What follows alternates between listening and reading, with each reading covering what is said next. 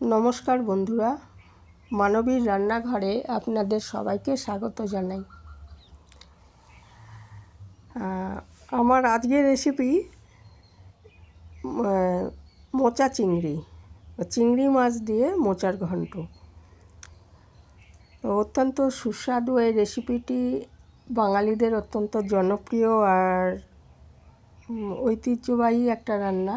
তো প্রায় সব বাড়িতেই এটা হয়, তবু আমি আজকে এটা রান্না করেছি। কিভাবে রান্না করেছি সেটা আপনাদের সঙ্গে শেয়ার করার জন্য নিয়ে এলাম ভিডিওটা। তো প্রথমে এটা আমি একটা মিষ্টি কলার মোচা নিয়ে নিয়েছি, কাঁঠালি কলার মোচা। কাঁঠালি কলার মোচাগুলো খেতে খুব ভালো হয়, কাঁচকলার মোচাগুলো একটু কষা ভাব থাকে। তো যাই হোক, এই মোচাটা প্রথমে আমি একটু ছাড়িয়ে নেব। তো মোচা ছাড়ানোরও কিছু নিয়ম আছে, তো সেটাই আমি একটু দেখানোর চেষ্টা করেছি যে এই ফুলের মতো অংশগুলোকে আগে ছাড়িয়ে নিতে হবে। তারপরে ওই ভেতরে শক্ত ডাটির মতো একটা অংশ আছে আর একটা আঁশের মতো অংশ আছে সাদা, সেগুলোকে ছাড়িয়ে নিতে হয় আর কি।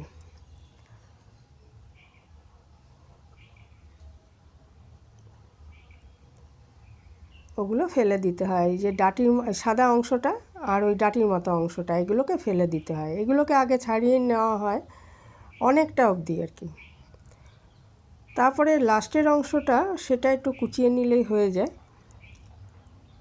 তো এই ছাড়ানোটা বেশ একটা সময় সাপেক্ষ ব্যাপার। ছাড়ানো আর এই কাটা, এটা একটু বেশ ঝামেলার, কিন্তু খেতে এতটাই ভালো হয়। এরকম মোচা নিরামিষটাও খুব ভালো হয়, আমাদের ডালের বড়া দিয়ে করা হয়। নারকেল কোড়া যদি দেওয়া হয় তাহলে আরও টেস্টটা বেড়ে যায়। আর চিংড়ি মাছ দিলে তখন আর সাধারণত বড়াটা দেওয়া হয় না, দিলেও হয় কিন্তু সাধারণত দেওয়া হয় না।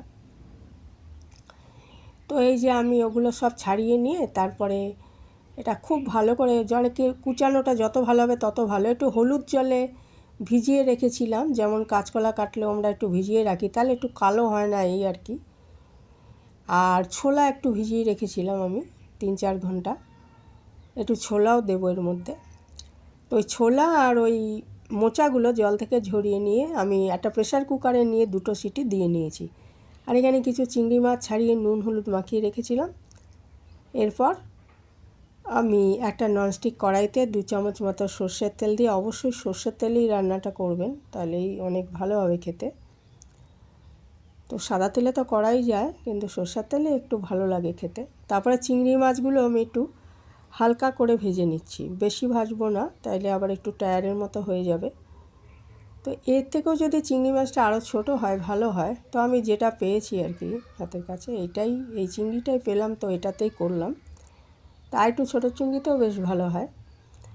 তো এটাকে ভেজে হালকা করে ভেজে আগে তুলে নিয়েছি। তারপরে ওই তেলের মধ্যে আমি সামান্য একটু 1/2 চামচ মতো তেল দিয়ে দিয়েছি, আর দিয়েছি একটু শুকনো লঙ্কা ফোড়ন, একটু সাদা জিরে, একটা এলাচ, একটু দারচিনি, এগুলো আমি ফোড়ন হিসাবে দিয়েছি।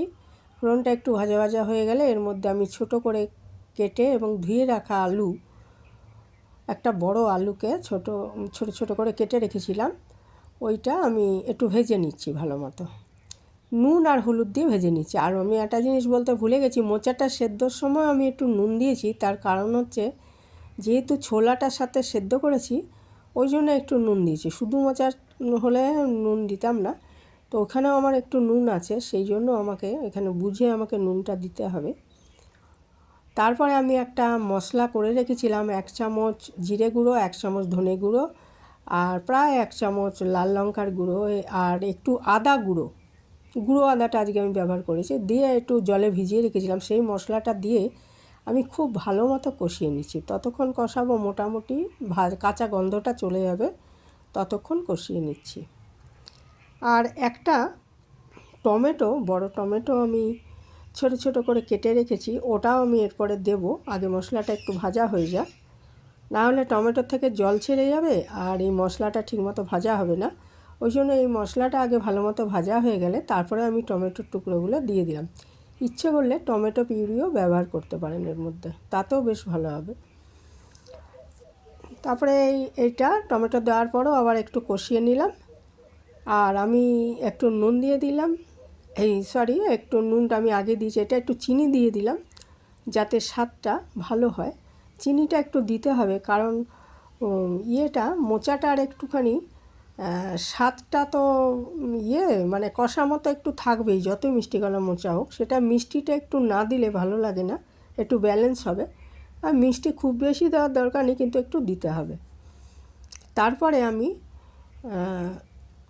সেদ্ধ আর মোচা আর যে ছোলাটা রয়েছে সেটাকে জল ঝরিয়ে ওটাকে আমি একটু চটকে নিয়েছি মোচাটা।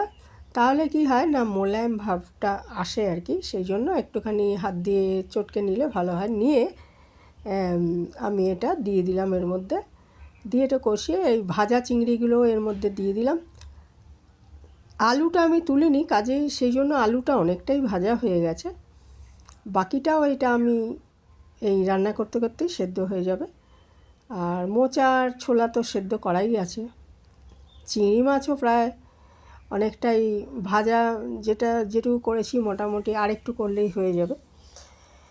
তো এটা আমি ভালো মতো মিশিয়ে দিয়ে এটাকে আমি 5 মিনিটের জন্য ঢেকে রান্না করব। এই 5 মিনিট রান্না করার মধ্যে দরকার হলে 2-3 মিনিট পর একবার ঢাকনাটা খুলে নেড়ে দেবেন, যাতে তলা লেগে না যায়। আর জল কিন্তু আর দিইনি, সেদ্ধ মোচা তো, এর থেকেই ঢাকা দিয়ে রান্না করলে আবার জল বেরিয়ে যাবে। দিয়ে দিলাম আমি 1/2 চামচের মতো ঘি, আর একটু আমি গরম মশলা দিয়ে দিলাম এ সময়। 5 মিনিট পরে ঢাকাটা খুলে একটু ঘি, 1/2 চামচ মতো ঘি আর একটু গরম মশলা দিয়ে দিচ্ছি এর মধ্যে। তো দিয়ে ভালো মতো নেড়ে চেড়ে একটু রান্না করে নিতে হবে। হ্যাঁ, জলটা একদম পুরো শুকিয়ে নিতে হবে, দেখে নিতে হবে যে আলুটা সেদ্ধ হয়েছে কিনা। আমি দেখে নিয়েছি যে আলু সেদ্ধ হয়ে গেছে, আর সবটাই মোটামুটি হয়ে গেছে, কিন্তু এখনও জলীয় ভাবটা রয়েছে। সেটা যতক্ষণ থাকবে ততক্ষণ আমাকে নেড়ে এটা শুকিয়ে নিতে হবে। আর যদি দেখা যায় তারপরে জলীয় ভাব রয়ে যাচ্ছে, তাহলে 1 চামচ ময়দা বা আটা দিয়ে দেবেন। আমি আজকে কিছুই দিইনি, এমনিই শুকিয়ে গেছিলো। তো তৈরি হয়ে গেল আমাদের অত্যন্ত সুস্বাদু মোচা চিংড়ি। আজ এখানে শেষ করলাম, ভালো থাকবেন সবাই।